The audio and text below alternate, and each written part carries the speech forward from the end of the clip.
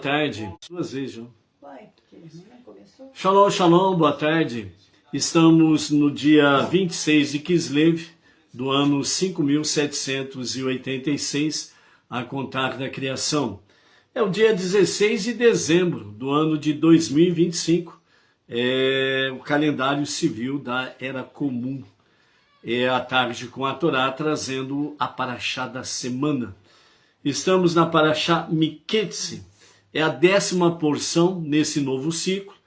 Estamos no livro de Bereshit, o livro de Gênesis, né? No princípio. A nossa Parashá está no capítulo 41 e vai até o capítulo 44, verso 17, né? No livro de Bereshit. Miketze, né? Ele significa ao fim. Né? E nós estamos aí, vamos ver José, os sonhos, né? do faraó, e dentro desse aspecto aí vamos ver as dimensões, né? Desses sonhos que nós temos aí. Ok? Baruch Hashem. Nessa semana, né, durante o período de Hanukkah, nós temos aí os Salmos 113 a 118, os Salmos de Hallel, que são acrescentados, né, no Shacharit, no serviço da manhã. Entre eles nós temos aí o Salmo 114, né, que nos fala sobre os montes saltaram como carneiros e os outeiros como cordeiros, né? Salmo 114, verso 4. Outeiros é uma palavra em português muito bem conhecida e tem um significado antigo, né? De pequeno monte, colina elevada ou elevação ao terreno. O sentido literal, o Salmo descreve de forma poética a reação da natureza diante da presença de Hashem, especialmente no contexto da saída do Egito e da entrega da Torá. Saltar indica movimento, tremor, impacto, como se até as elevações da terra reagissem. O sentido simbólico, clássico, racídico, né? Os montes significam grandes forças, líderes, poderes estabelecidos, enquanto que outeiros, colunas, né, um pouco menor, significa forças menores, humildes, pessoas comuns. Ou seja, todos, grandes e pequenos, tremem e se movem diante da revelação divina. Na leitura racídica, saltar significa bitul, né, anulação do ego. Até aquilo que é apenas um outeiro, alguém simples, sem grande estatura espiritual, é despertado pela presença de Hashem. Por isso indica grandes e pequenos, todos, grandes e pequenos, né, simplesmente são despertados pela presença divina, né? Uma aplicação prática, né, para os Beneinô que pode se colocar aqui, mesmo que se vê como pequeno espiritualmente falando, né, principalmente diante, né, dos sábios, né, do povo judeu, os rabinos, os mestres, né? Então significa que você pode se mover, você pode mudar, você pode responder ao chamado divino, ou seja, todos, grandes e pequenos, né, são chamados e também, né, se movem, né, diante da presença divina. Então a revelação não é só para os montes, os grandes justos, né, os grandes líderes, os grandes mestres, mas também para os outeiros, cada um conforme a sua medida, ok? Então no Salmo 114, verso 4, outeiros no termo hebraico, né, é chamado de Gevaot,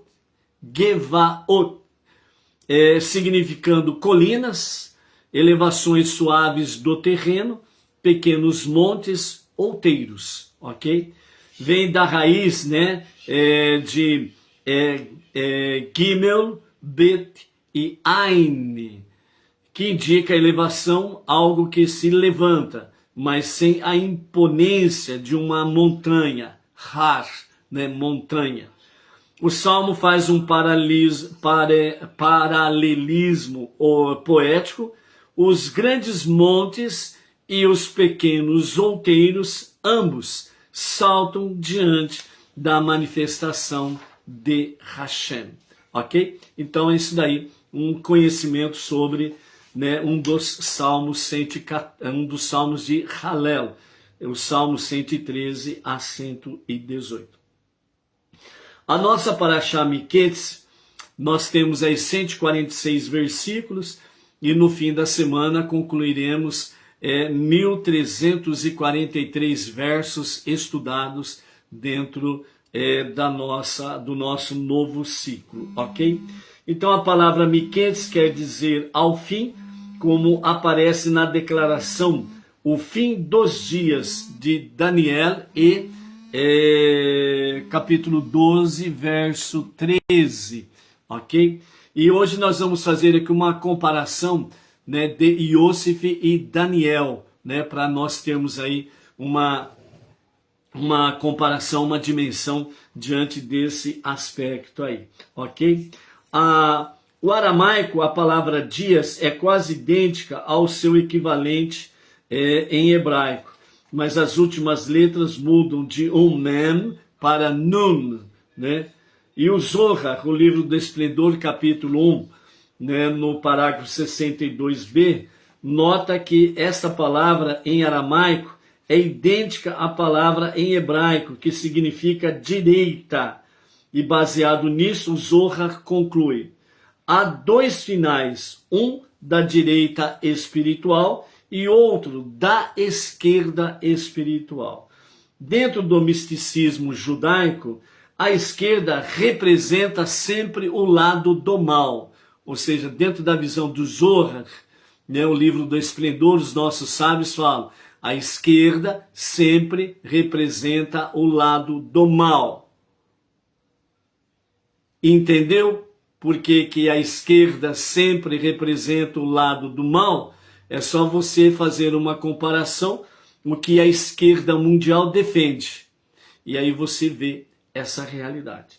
Assim, o fim da esquerda espiritual refere-se ao dia em que o mal deixará de existir.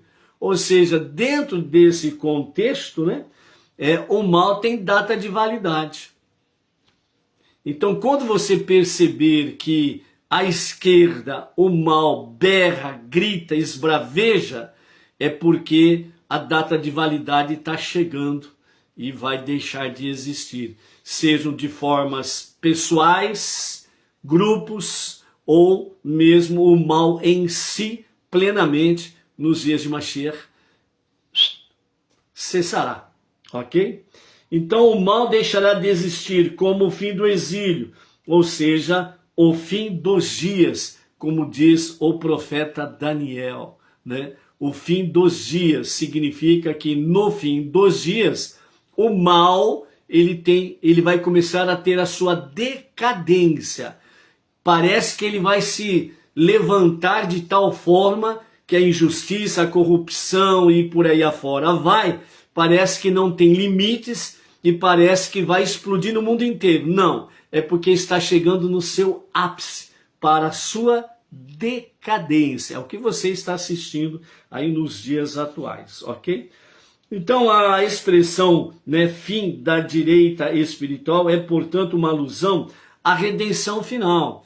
Então não é que o fim da direita significa que vai deixar de existir, não.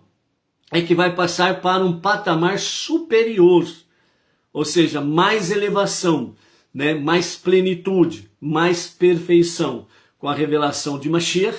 Então o fim da direita, do jeito que está nessa configuração presente, ela vai cessar porque ela vai subir uma elevação maior, ok? É, portanto, uma alusão à redenção final, quando o bem triunfará sobre o mal e nós veremos como o bem está constantemente presente no mundo inteiro. Sabe aquele negócio? Parece que parece que não tem mais ninguém boa, não tem mais ninguém do bem no mundo. Mas na hora que acontece algo, as pessoas do bem começam a aparecer aqui, ali, acolá e assim sucessivamente, ok? Então ficamos com a pergunta: a qual fim a palavra miquetse se refere? O fim da esquerda ou o fim da direita? Na realidade, ambos poderiam ser possíveis. No começo da Parashá, Iosif é libertado da prisão. Este era o fim do exílio de Iosif, ou seja, o fim da esquerda. Por quê? Porque ele estava sofrendo as penas da esquerda. Por outro lado, nós vemos como Iosif, de repente, chegou ao poder e se tornou senhor do Egito. Sua redenção representada pelo fim da direita, ou seja, não que o bem deixa de existir, mas que ele passa para um degrau acima, um patamar acima. É o que acontece com a elevação de Iosif, né, que representa a direita, ok? Então, por isso, o fim da direita, ele era um prisioneiro, então ele vem para a sua libertação, ele vem para a sua redenção.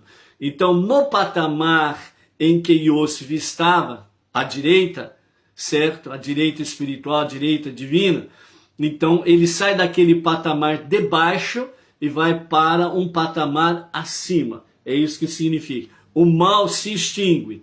Quando sai da prisão, então o mal ele deixa de existir na vida de Iosif, significando o fim dos dias, como diz o profeta Daniel, que o mal vai deixar de existir plenamente. A direita vai deixar de existir, o fim da direita, né, em termos, ou seja, na configuração atual, a direita deixará de existir. Por quê? Porque ela vai para um patamar acima. O bem, ele é infinito. O mal tem data de validade. Como uma mesma expressão pode aludir a dois conceitos opostos, exílio e redenção, o pensamento racídico explica que o propósito fundamental do exílio é que os judeus deveriam se espalhar ao redor do mundo para resgatar faíscas de santidade perdidas dentro da fisicalidade do mundo. Ou seja, o que os rabinos estão fazendo entre as nações, trazendo os não-judeus para o monoteísmo, com fundamento judaico e orientação rabínica, está tirando os não-judeus do seu exílio, por assim dizer, espiritual, trazendo para a sua libertação no monoteísmo com fundamento judaico e orientação rabínica. Nesse sentido, entre aspas, o nosso exílio espiritual, ele se findou. Ao adentrarmos no monoteísmo com fundamento judaico e orientação rabínica, nós saímos da esquerda e viemos para a direita, a redenção. E nós subimos um patamar. E quando Mashiach se revelar, nós estaremos ainda subindo um patamar a mais junto com o povo judeu. A redenção final. Ok? Assim, redenção não é a eliminação do exílio, mas sim a meta do exílio. É por isso, ambos os conceitos são indicados pela mesma palavra, né? Ou seja, a redenção final, ok? Então, dentro desse aspecto aí, amados, né? A Parashá Miquetse, nós temos aí, de fato, né, a libertação de Iosif da cadeia, da prisão, né? Por causa dos sonhos do faraó. Então, vamos adentrar agora na questão dos sonhos do faraó.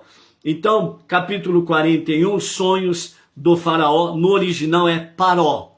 É Paró. É que ficou popularmente conhecido como faraó, mas o termo original é Paró. Então, às vezes você vai escutar nós falando, né? É Paró e é faraó. Então, Paró é o termo original, ok? Então, o Paró tem dois sonhos. O primeiro sonho, as vacas, e o segundo, as espigas. O sonho das vacas, né? 7 vacas bonitas e gordas sobem do Nilo. 7 vacas magras e feias também sobem do Nilo, posterior às bonitas e gordas. As vacas magras devoram as gordas, mesmo assim continuam magras. O segundo sonho, as espigas, 7 espigas cheias e boas, crescem no mesmo talo. 7 espigas secas, mirradas e queimadas pelo vento oriental. As espigas ruins engolem as boas e continuam ruins, né? 2 sonhos, uma única mensagem. Então vem a interpretação de Yosef, José. José declara no início, né? Quando ele é levado perante o Paró, né? Para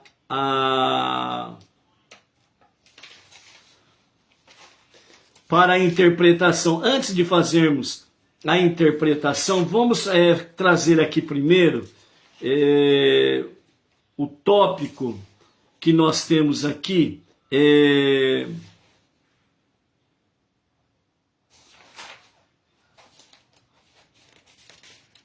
Cadê?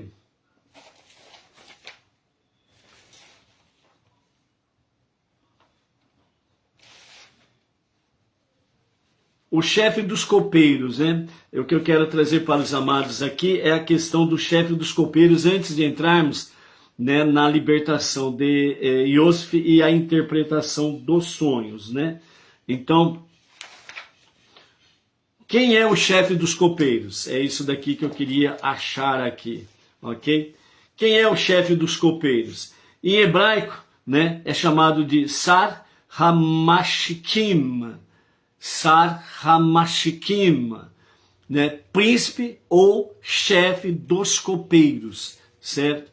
Ele era um oficial responsável pela bebida do Paró, pela segurança contra envenenamento, ele que experimentava primeiro, quer dizer, se estivesse envenenado, seria o primeiro a morrer. Pelo acesso direto ao rei, então ele que tinha um acesso direto ao rei, né? Então o seu cargo era um cargo de confiança máxima. Por isso, na interpretação do sonho, Yosef disse que ao copeiro: você será de fato restabelecido a sua posição junto ao rei, ok? No capítulo 40, nós temos lá, né, a questão em si do o sonho com a videira. Yosef interpreta corretamente. Yosef pede, né, lembra-te de mim. Ele fez esse pedido ao copeiro. O copeiro é restaurado, mas esquece Yosef por 2 anos, né? Então a Torá diz: o chefe dos copeiros não se lembrou de Yosef e o esqueceu. Capítulo 40, 23, que nós vimos ali. Porque ele só lembra em Miquetze de Yosef. Então aí entramos no capítulo 41 da nossa paraxá atual, né? Quando Paró se angustia com sonhos, né, o copeiro disse: lembro hoje das minhas faltas, né? Capítulo 41, verso 9. Segundo a visão midrástica e da Hassidut, o esquecimento não foi por acaso. O copeiro não teve um esquecimento porque ele simplesmente foi ingrato com Yosef. Não é isto. Yosef ainda não estava no tempo certo para a sua libertação, para a sua redenção. Faltavam 2 anos de maturação para a sua devida maturidade. Às vezes, né, você experimenta da seguinte questão: algo aconteceu na sua vida outrora. Passou um tempo, aconteceu a mesma coisa. Aí você diz assim: mas, pô, de novo essa situação? A pergunta está errada. A pergunta seria: por que está acontecendo isso de novo? O que está faltando em mim para ter a devida maturidade para seguir um passo à frente? Essa que é a realidade. Foi o que aconteceu com Yosef. Quando ele pediu ao copeiro: lembra-te de mim, ele tirou a sua confiança 100% em Hashem, em Deus, e depositou um pouco de confiança no copeiro. E foi onde que os sábios falam que faltava ainda 2 anos de maturação, né, para Yosef. O canal precisava estar totalmente alinhado. Por quê? Porque a sua missão era muito nobre. às vezes você se desvaloriza. E Deus está valorizando você. Só que você, ao se desvalorizar, então Deus permite que você passe pelo mesmo problema, pela mesma situação. Por quê? Porque as pessoas são más? Não. É porque você ainda não está maduro. Ah, mas de novo essa situação? De novo? Ah, essa pessoa é ruim, é ingrata, é dura de coração, é não sei o que, não sei o que lá. Não. É você que está duro de coração. É você que está com seu ego inflamado, inflado. Está cheio do seu eu. E não está devidamente maduro para uma missão maior, mais nobre para fazer. Então ele está te refinando, ele está te purificando. E a visão e o olhar tem que ser diferente.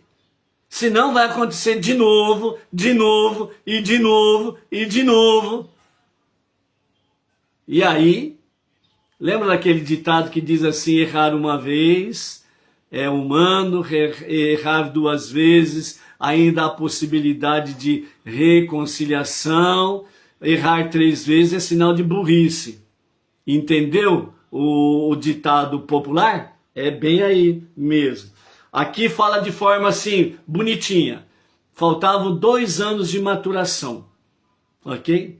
Então, às vezes, a gente precisa ouvir uma palavra mais chula para a gente entender o quanto que nós estamos sendo burro, porque não estamos aprendendo adequadamente a lição.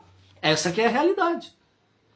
Quando o Paró sonha, o momento chega e a memória é despertada do copeiro, né? E aí então, a leitura racídica nisso diz, o copeiro representa o intermediário humano, para você poder galgar um degrau a mais, você subir, você poder se elevar, né? São aqueles que te ajudam, te auxiliam, etc e tal, para você poder realmente enxergar a sua missão e seguir em frente. E Iosif aprendeu que a libertação não vem do favor humano, mas vem de Hashem. Ou seja, nós precisamos aprender que nós não devemos favor para ninguém, porque é Deus que está na direção de tudo. Lógico que nós precisamos ser gratos às pessoas que nos auxiliam, nos ajudam, etc, etc. Mas nós não podemos depositar a nossa confiança, o nosso bitachon. Maldito é aquele que deposita sua confiança no homem e faz do seu braço a sua força, como diz o profeta Shayahu. Quer dizer, deposita sua confiança numa pessoa e aquilo como se fosse algo absoluto, e não é. Então, só depois do refinamento o mensageiro se lembrou. Ou seja, o copeiro foi ingrato? Não. O copeiro esqueceu de Iosif propositadamente? Não. Então por que ele esqueceu de Iosif? Porque Deus fez ele esquecer de Iosif. Porque Iosif não estava preparado. Quando Iosif completa mais 2 anos na sua prisão, ele está devidamente refinado, a sua maturação, o seu amadurecimento ficou forte, e realmente Hashem viu que ele estava no momento certo para sair do seu exílio e ir para a redenção. Aí ele faz o copeiro lembrar. Essa é a questão. Ah, aquela pessoa não sei o que lá, não. Se nós estivermos devidamente maduros, fortes, no nossa emuná e no nosso bitavão, fé e confiança em Hashem, então ele vai mover os corações das pessoas para você. Ah, mas não tem jeito. Se não tem jeito para você, não vai ter jeito para os outros. Então quando você diz não tem jeito, é porque você está dizendo que você mesmo não tem jeito. Não adianta. Há uma expressão que algumas pessoas chulas dizem: eu nasci assim, eu cresci assim e vou morrer assim. O que a gente pode fazer se a pessoa nasceu começou a comer capim, gostou de comer capim e quer morrer comendo capim, é outro detalhe. É a decisão da pessoa. Ok? Mude o seu horizonte. Primeiro vem o bitur, a autoanulação por completo. Depois é que vem a elevação. Enquanto nós não fizermos devidamente o nosso bitur, a nossa autoanulação do nosso ego, não vem a elevação. Por que o copeiro é essencial nessa história? Sem ele, Iosif continua desconhecido. O Paró não conhece o seu intérprete, que era Iosif. O decreto não é revelado e o mundo entra em colapso. Ou seja, sem Iosif, aliás, o copeiro aqui, se não houvesse o copeiro, certo? Então o decreto da fome simplesmente faria com que o mundo entrasse em colapso. E aí a desgraça seria total, avassaladora. Então, o tzadik, o justo, e os Benei Noach, que vivem as 7 leis de Noach, que vivem o monoteísmo com fundamento judaico e orientação rabínica, são tzadikim, justo entre as nações. Então nós temos a nossa missão entre as nações. E nós precisamos fazer o bitur, a autoanulação do nosso ego, para cumprirmos a missão que Deus confiou a cada um de nós, para sermos os porta-vozes para a redenção do mundo, transformando o mundo para ser a moradia de Hashem. Não existe careca faraó nenhum que pode impedir que façamos a vontade de Hashem e cumpramos a nossa missão. Ok? Então, por isso, o copeiro é essencial. O Benei Noach é essencial para que o mundo não entre em colapso, ombro a ombro com o povo judeu. Por isso, um pequeno ato de lembrança muda a história global. Não esqueça o seu pequeno ato, como Benei Noach está mudando exatamente a história global. O grito de desespero da esquerda está tentando apagar ou encobrir as vozes dos Benei Noach entre as nações. Não deixe isso acontecer. Aplicação prática, né? Principalmente para nós, Benei Noach.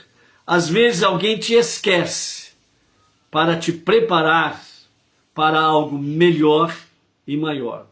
Nem toda demora é injustiça, é a falta do nosso próprio preparo, amadurecimento. O momento certo ativa as pessoas certas. No momento que nós estivermos no ponto em que realmente Deus quer, então Ele vai fazer com que pessoas certas estejam com você para fazer o que é devido. Dependência excessiva de favores vai atrasar o processo. Você não tem que ficar dependente de favores. Você simplesmente tem que fazer a missão. E quando chega a hora, a porta se abre sozinha. Você não vai precisar de chamar um chaveiro, não vai precisar de chamar um arrombador de portas, de jeito nenhum. No momento que a hora chega e você está no ponto certo, as portas se abrem, porque Ele faz abrir as portas.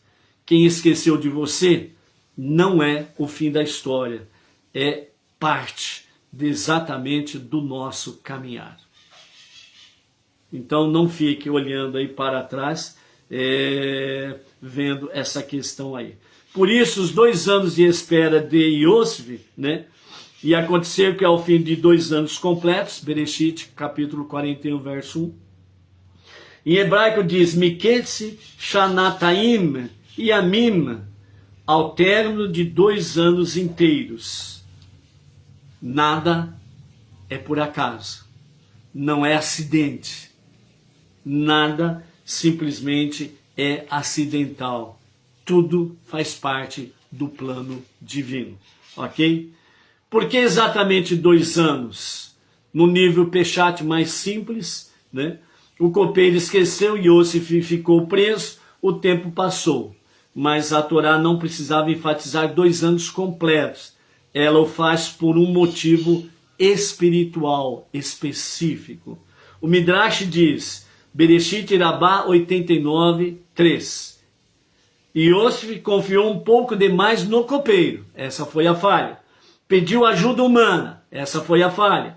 Por isso, teve mais 2 anos de prisão para o refinamento, a maturação.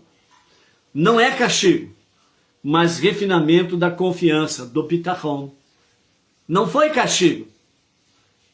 Foi para concluir o processo divino na vida de Iosif. Na leitura racídica, esses 2 anos correspondem a 2 níveis finais de ego, onde realmente o ego de Iosif é completamente anulado, ou seja, o eu. Iosif precisava alcançar o bitul completo, a auto-negação, ou a auto-anulação. Somente então poderia governar sem se corromper. Se fosse 2 anos atrás, Iosif iria governar com corrupção e injustiça. Agora, devidamente refinado, então ele alcançou o nível em que, ao governar o mundo inteiro, que foi o que aconteceu, ele governou o mundo inteiro. Só o faraó estava acima dele, mas ele governou o mundo inteiro com justiça, com equilíbrio, sem se corromper, ok? Então, por isso, um líder que ainda depende de favores não está pronto para o poder. É o que você está vendo aí no seu país. Favores daqui, favores dali, corrupção completa. Os 2 anos e a Sefirot, né? Na leitura simbólica, os 2 anos refinam Netzarihot, persistência e humildade, né? Persistência é não desistir e a humildade é não forçar o tempo. Só depois disso, Yesod, né, pode fluir livremente. Yesod é o próprio Iosif, né? Quando o momento chega, esse é o detalhe definitivo, é o detalhe decisivo. Quando o momento chega, não há campanha, não há insistência, não há pedido. Iosif é chamado do cárcere direto ao trono. Quem espera certo, sobe rápido. Ou seja, é saber realmente esperar, estar na confiança, bitachon em Hashem. Então a aplicação prática seja, nem toda espera é atraso. Mas não é por isso que você precisa ficar aí, né, sentado à beira do caminho, esperando. Não pode usar a espera como uma muleta e você nunca sai do lugar. Aí você vira poste. Entendeu? Então, nem toda espera é atraso. Saiba discernir. Confiança excessiva em pessoas gera dependência. O tempo educa o caráter.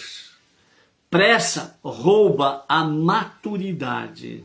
E quando o tempo chega, ninguém consegue impedir que as ações aconteçam. A demora não é silêncio, ela é apenas um preparo. Essa que é a questão. Então, dentro desse nível, né, a demora não é silêncio, mas é um preparo. Foi os 2 anos que aconteceu na vida de Iosif. Por isso, né, os 2 sonhos, as vacas e as espigas, né, e aí então Iosif é tirado do exílio, a prisão, e vai direto para a redenção, o trono. E aí diante do faraó, né, ele vem interpretar o sonho, e a primeira coisa que ele diz, né, capítulo 41, verso 16, ele diz, Bil Adai, ele diz, não depende de mim. Por quê? Porque quando o Paró, ele questiona Iosif, eis aí o intérprete, então era aquele momento em que, se ele não tivesse feito o devido bitul, a autoanulação, ele já caía na armadilha do faraó. A elevação do ego. Mas aí, Iosif mostrou que, de fato, os 2 últimos anos foi de muita importância para a sua missão. Então ele responde ao faraó, Bil Adai, ou seja, não depende de mim. Elohim, ou seja, ele está chamando, evocando a Deus como o juiz da questão. Responderá para o bem do Paró. Então ele está trazendo o próprio Paró, o faraó, ele está trazendo para a presença divina. É dele que vem a revelação. Então aqui, de fato, Iosif, ele completa a sua maturidade, porque ele sela definitivamente o seu bitur, a autoanulação do ego. E assim ele se torna de fato, né, um canal da sabedoria divina em tudo que ele vai realizar daqui para frente. É o que nós precisamos procurar. Então a interpretação, 7 anos de abundância, seguidos de 7 anos de fome severa. A fome será tão intensa que apagará a memória da fartura. Ou seja, a fome, né, ela será tão intensa que ninguém vai conseguir lembrar de um tempo de fartura como se houvesse. Os dois símbolos, né, as vacas e as espigas. Na leitura tradicional, vacas, economia nacional, produção ampla, riqueza visível. As espigas, alimentos básicos, sustento direto, o pão diário. A crise afetaria todos esses níveis. O Estado ao prato da mesa, ou seja, tanto o Estado em si politicamente, como todo o prato da mesa, ou seja, atingiria todas as casas, todas as famílias, né? Então, na leitura racídica, isso fica: vacas, forças externas, materialidade ampla. Espigas, interioridade, sustento essencial da alma. Quando não há preparo espiritual, até o que é bom pode ser engolido pelo vazio, né? O mal engloba, né? Engole aquilo que é bom.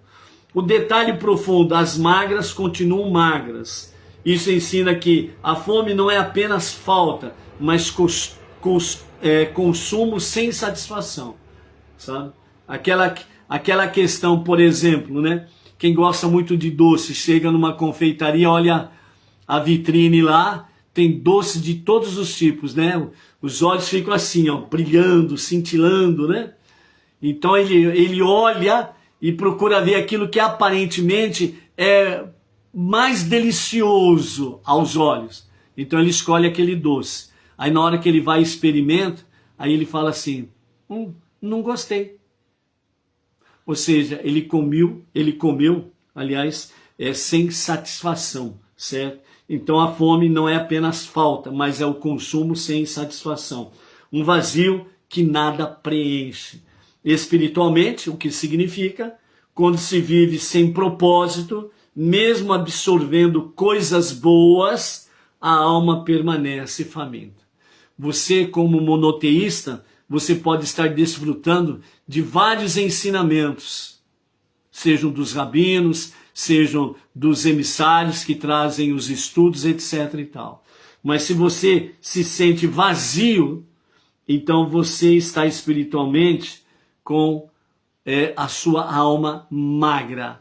Você está passando fome espiritual. Não é porque os ensinamentos estão errados, é porque você não está procurando a maturidade adequada. O seu ego ainda fala mais forte do que a sua alma divina. Isso é perigoso.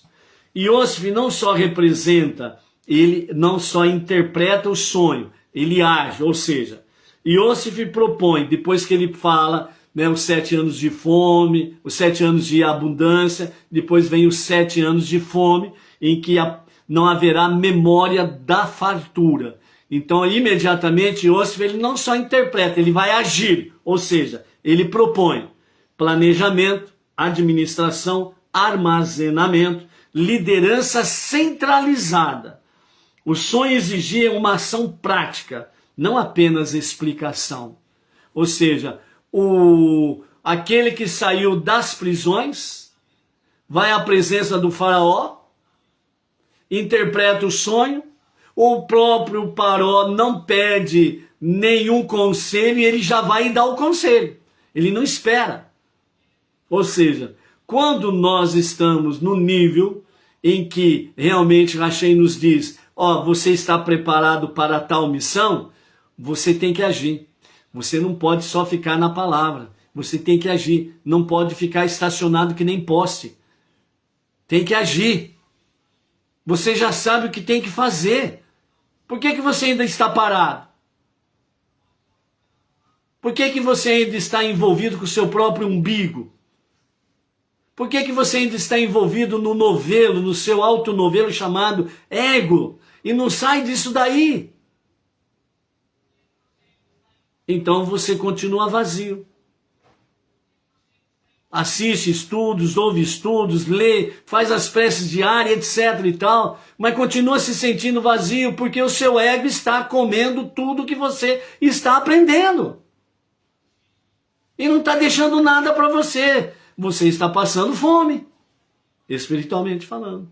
Entendeu? Então o sonho exigia ação prática, não apenas explicação.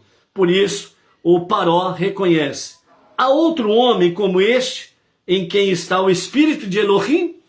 O próprio faraó reconheceu o Deus de Iosif. Este que tem o espírito de Elohim. Tem algum outro homem para fazer o que tem que ser feito? Não. Iosif passa então de prisioneiro a vice-rei, a vice-faraó do Egito e de toda a face da terra. Porque todos os povos existentes então vão ao Egito e se subjugam a Iosif. Já pensou um poder sobre o mundo inteiro? Se ele não tivesse a devida maturidade, se corromperia rapidamente. Ou seja, uma autoridade numa cidade, uma autoridade no estado, uma autoridade num país, uma autoridade que tem autoridade sobre várias nações, que nós vemos por aí afora se corrompe facilmente. Imagine se tivesse na posição de Iosif então, hein? Entendeu? Então a aplicação prática. Anos de fartura significam momentos de clareza, força e oportunidade. Anos de fome, crises, confusão e desafios. As crises, as confusões e os desafios que estão aí fora. Não é para a nossa destruição. Não é para a destruição do mundo. Não é para a destruição dos povos. Mas é para aqueles que estão no monoteísmo com fundamento judaico e orientação rabínica, venham exercer a sua função entre as nações, ombro a ombro com o povo judeu, os nossos mestres, os nossos rabinos, para transformarmos a fome em fartura. Vamos traduzindo ainda mais. Transformar a fome espiritual em fartura espiritual, para que a fisicalidade seja alterada para o bem.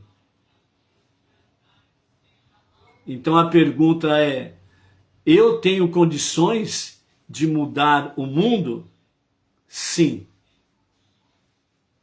O nosso próprio Rebbe diz, uma pequena chama de luz dissipa uma grande dimensão de trevas. Se você é uma luz, você está dissipando muitas trevas. Se você está somando com outros e outros e outros e outros, imagine então a luz que está presente nesse mundo nos quatro cantos da terra. E o ano de fartura, momentos de clareza, força e oportunidade, que ainda temos, né, a liberdade de podermos estudar, falar, fazermos lives, shiurim, né, estudos, é momento de nos fortalecermos. Porque se houver uma regulação realmente das mídias, Você acha que teremos liberdade para falar o que falamos nos estudos? Você acha que teremos liberdade para falarmos abertamente os ensinamentos da Torá? Então, os ensinos de Miqueias, a nossa porção da semana, prepare-se nos dias que são bons. Guarde valores, disciplina e fé. Não confie apenas na abundância externa, ou seja, aquilo que você tem. Transforme sabedoria em ação e reconheça que toda interpretação correta vem de Hashem e não de você mesmo, ok? Isso é importante nós termos aí nesse sentido aí, ok? As vacas, elas representam a economia nacional e a riqueza visível. As espigas, elas representam o alimento essencial, o sustento diário. Por isso que fala das espigas. As espigas, elas são ocultas, por causa daquelas folhas que revestem as espigas. Ok? Alimento essencial e sustento diário. Isso está de acordo com aqueles nossos 5 passos. A nossa techuvá diária, um retorno a Deus para um verdadeiro e genuíno arrependimento. As nossas preces diárias, o nosso estudo da Torá, o nosso estudo das 7 leis de Noah e a nossa tzedakah. Devorar sem engordar significa consumo sem satisfação. Vamos traduzir isto para que o Benei Noah possa entender. Você pergunta para um Benei Noah, quem é o teu rabino? Ele fala, eu não tenho rabino específico, Deus é o meu líder. Quanta sabedoria que está faltando nessa pessoa. Eu assisto tudo quanto é rabino. Eu assisto estudos de todos os rabinos. E continua um saco furado. Continua vazio. Não, porque eu entendo isso, entendo aquilo. Apenas de fachada. Não tem sustento, não tem raiz. Porque a própria sabedoria judaica diz, escolha um rabino para si e siga as suas orientações. Ele vai contra a própria halachá judaica. Depois vem encher o peito e a boca dizendo que eu assisto todos os rabinos, eu sei tudo quanto é coisa, eu já entendo isso, aquilo, mais aquilo, mais aquilo, mais aquilo. Só que é um saco furado, vazio. Não tem consistência, não tem raiz, não tem fundamento, não tem porcaria nenhuma. Aliás, está cheio de porcaria, não tem sustento. É a mesma coisa aquele que diz, eu sou Benei Noah Brasil, o meu rabino é o Rav Yaakov Gedenstadt, mas também assiste tudo quanto é rabino por aí afora vai.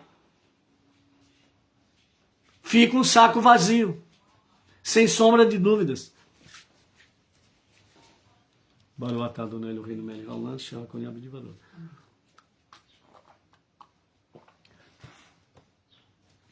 Nós temos que ter consistência. Nós precisamos ter realmente seriedade, compromisso, fundamento. Por isso, devorar sem engordar, consumo sem satisfação. Repetição do sonho, decisão divina confirmada. Ou seja, o veredito divino está tomado. Né? Na leitura racídica, abundância sem preparo gera vazio. É isso que acontece com os Benei Noah macaquinhos. Sabedoria verdadeira exige ação. Diz que tem sabedoria, mas não tem ação. Yosef representa Yesod, canal que conecta visão e realidade. Então nós temos que ser realistas. Esta que é a questão essencial nisso. Então a aplicação prática é: use tempos bons para se preparar.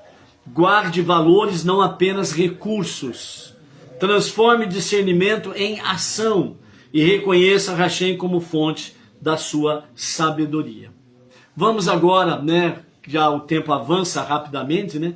vamos agora para uma comparação entre Iosif e Daniel, né? Então o que nós temos aqui dentro do eixo clássico da Torá e dos escritos, né? O justo no exílio, que revela a vontade de Hashem aos reis das nações. O paralelo entre Iosif e Daniel. Iosif, Egito, que é o potencial mundial dos seus dias. Daniel, a Babilônia.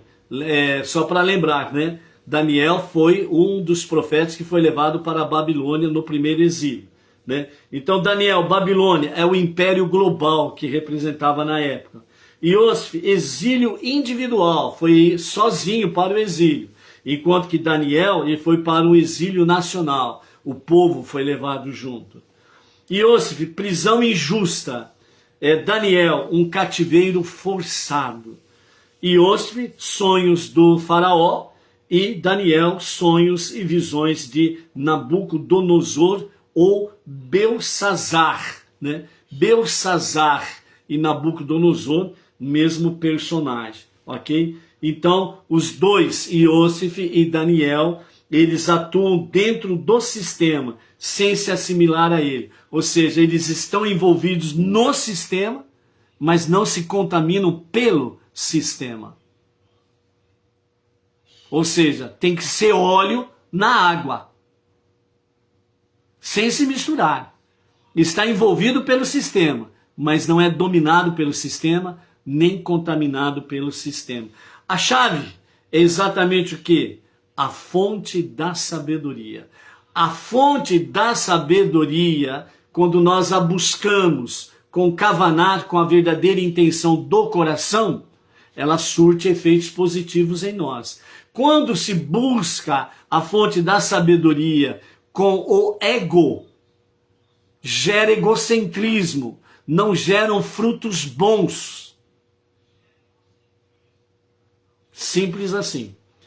Iosif diz, Bil Adai, ou seja, não depende de mim. Elohim responderá. Gênesis 41:16. Daniel diz, há um Deus no céu que revela mistérios. Daniel capítulo 2, verso 28.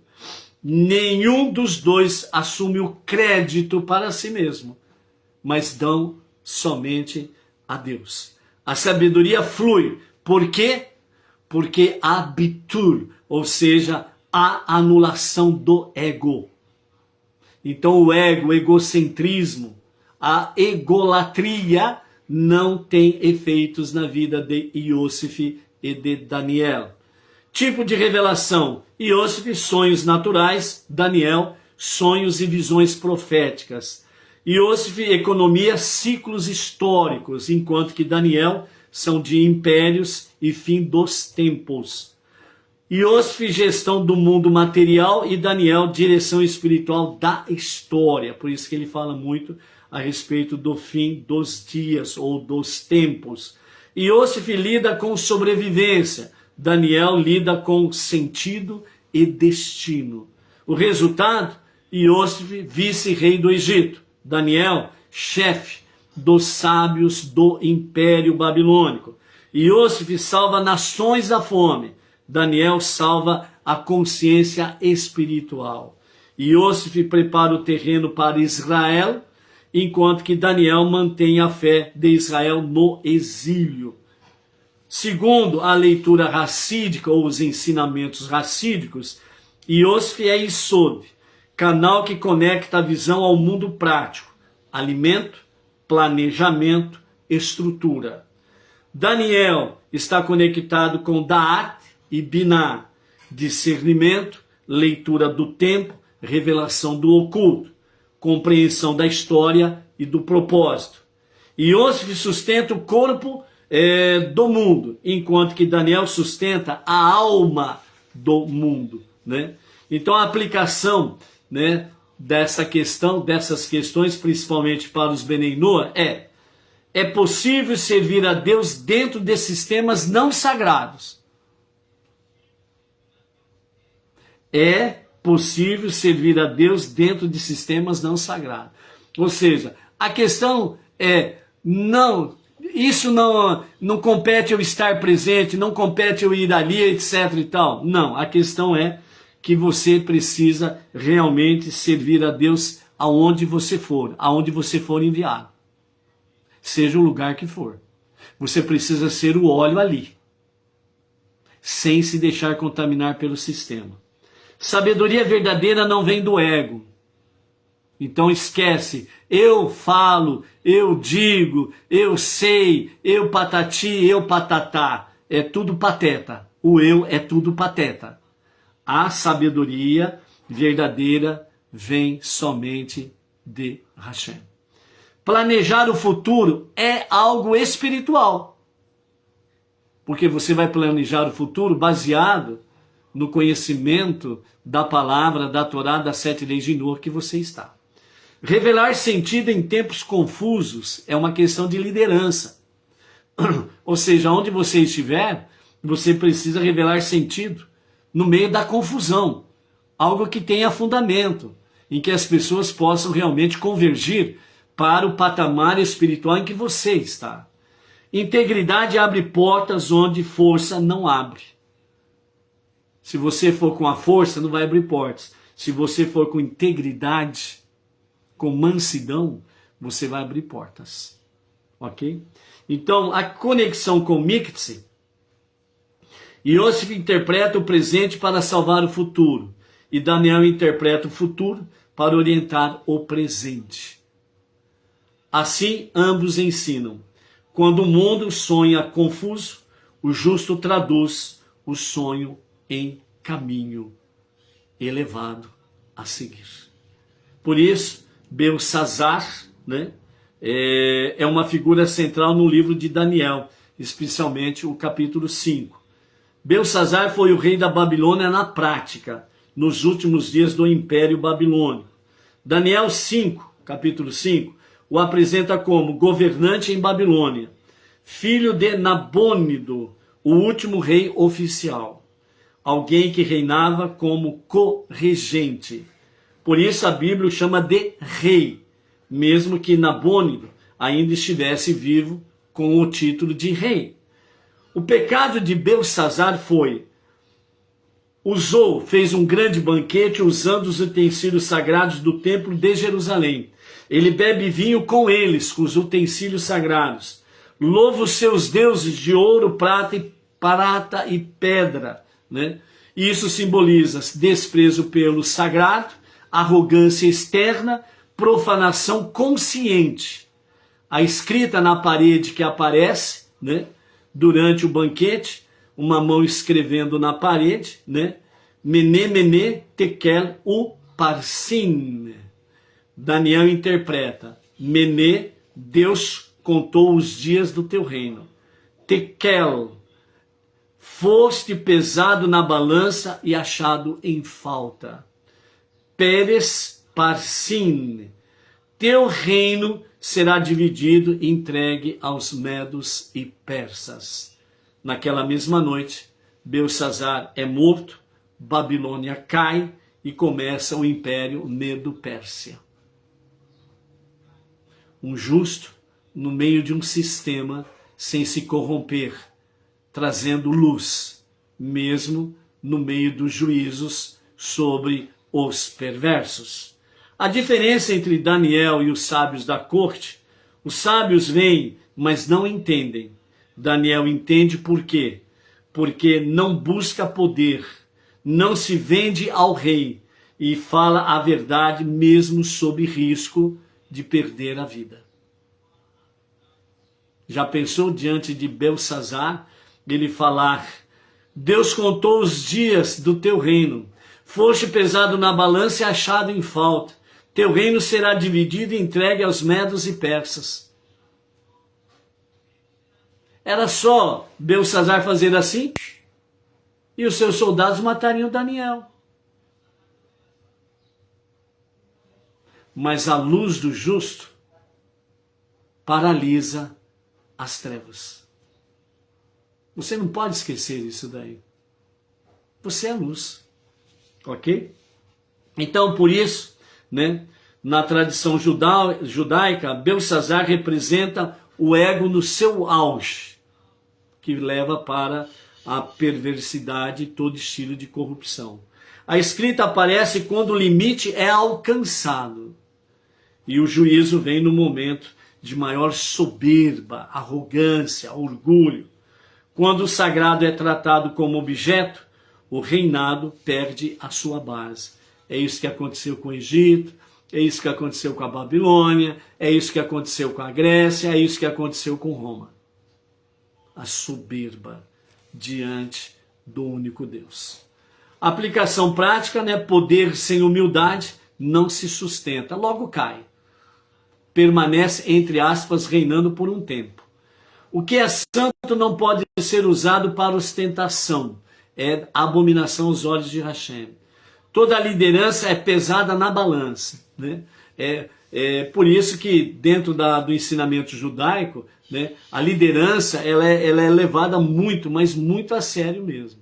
E os Benei Noah precisam compreender isso, né? Entre aspas, né?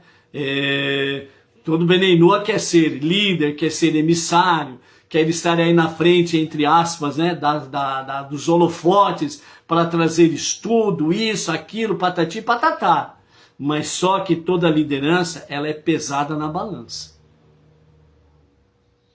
É muito sério isso daí. Não pode ser levado de qualquer jeito, em brincadeira, não pode ser levado assim, sem seriedade, responsabilidade e compromisso.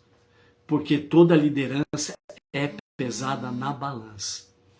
E se acontecer realmente da arrogância, do ego prevalecer, como não se sustenta, então, sem sombra de dúvidas, faltando a humildade, a queda é violenta, sem sombra de dúvidas, ok? Então, por isso, amados, né, vamos ficando por aqui. No próximo shiur, vamos falar um pouco, né, sobre a questão mais específica da fome, né, e aí nós estaremos entrando nos detalhes, né. A Torá fala de 7 anos, mas há um Midrash que fala de 49 anos de fome. Por que não houve 49 anos, mas houve 7 anos? E depois, os 7 anos não são mais 7, se tornaram apenas 2. Né? Por que isso daí? Então, onde que nós vamos estudar isso daí no nosso próximo shiur? A partir das 20 horas, a nossa terceira noite de Hanukkah. Até mais, shalom, shalom.